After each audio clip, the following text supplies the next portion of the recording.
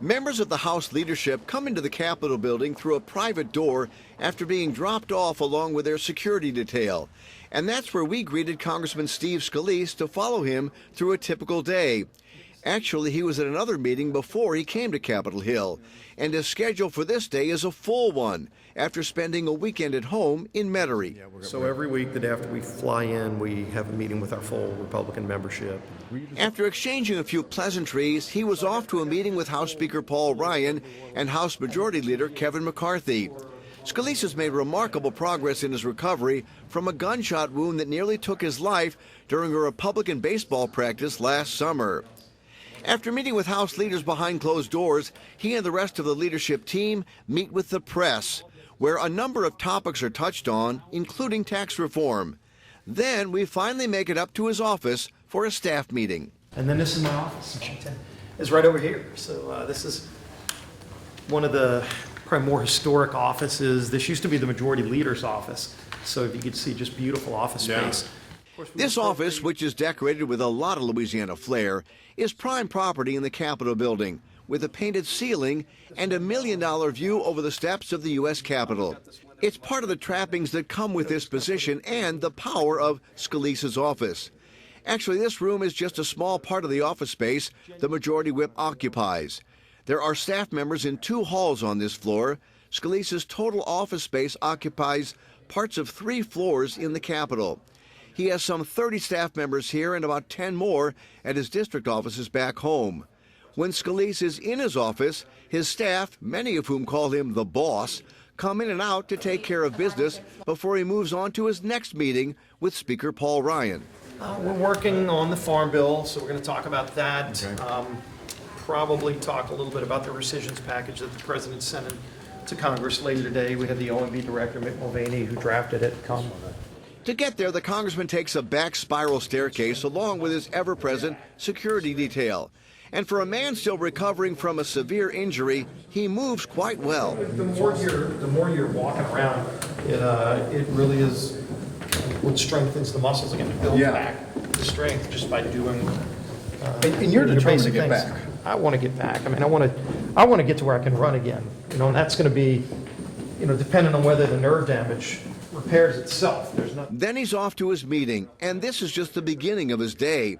After his meeting with Speaker Ryan, Scalise is scheduled to address a Chamber of Commerce meeting being held by a fellow member of Congress from Texas. See the Aggies? Give it to him. Yeah, go Tigers.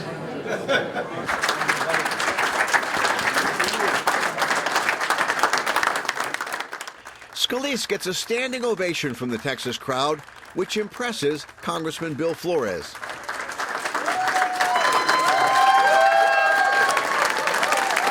How's that for a warm welcome? Wow. Once I talk about LSU football, it's going to change real quick.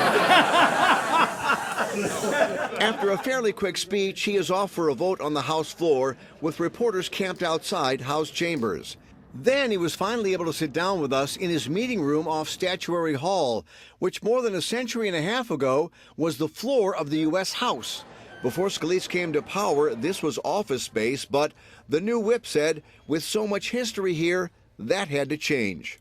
I came in and we looked around and I said, how can you have all this history and not share it with everybody else? And so we redesigned it. We moved the staff that we need to have to run the whip's office to other places throughout the office suite we have, and then we turned this into a room where we could have receptions with members. And typically the week that every day that we come in for a new week of votes, the night that we come in, we usually have some dinner here, and you'll get over 100 members of Congress just congregating and meeting, and you get to know each other better. And members didn't even know this room existed, so now everybody knows the Lincoln Room. But when I learned all the history of it, and I decided to make it a room where you could literally have meetings again, I said to the architect of the Capitol, who runs the Capitol, I said, can I call it the Lincoln Room?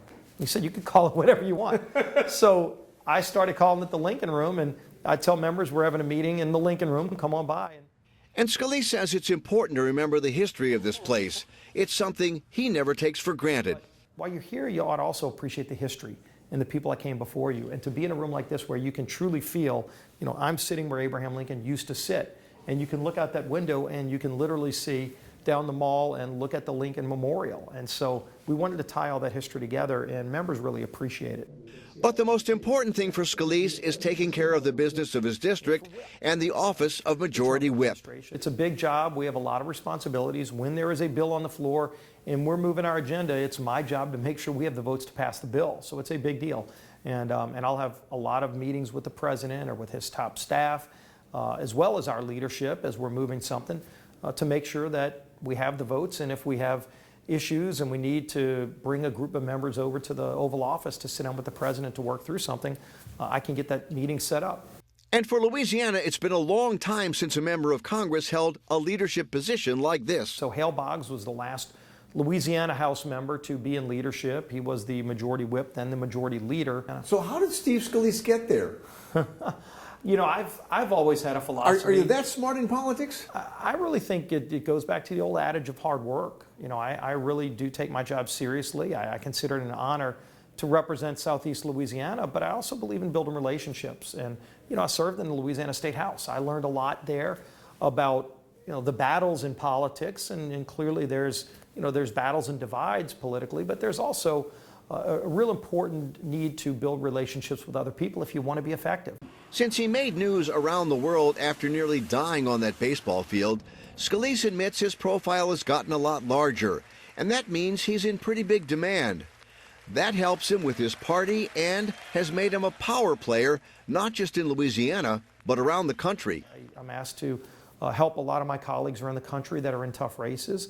And I think it's important that we keep this majority and continue to move our agenda. And so, you know, it's great to be able to help other people and build better relationships. And it all helps to you know, kind of create a strong bond with members from all around the country, which ultimately helps me get more things done for the people that I represent. And I know your next thing you're doing is physical therapy. You got to get going to that. You're making great progress. I've got a, you know, kind of a never give up attitude, and persistence has gotten me where I am today. From there, it was back out to Statuary Hall to say goodbye. But Scalise's day was hardly over. Leaving the Capitol building, he was on his way to what he describes as a grueling physical therapy session. And Scalise's long day didn't officially end till almost 10 o'clock that night with an appearance on national television. But look, I support Chairman Nunes in what he's doing. Tomorrow, we'll look at the more personal side of Steve Scalise and how being in a position of power in Washington has changed his life. Eric Paulson, Eyewitness News. And the second one, the smaller one, when I came back to the House chamber.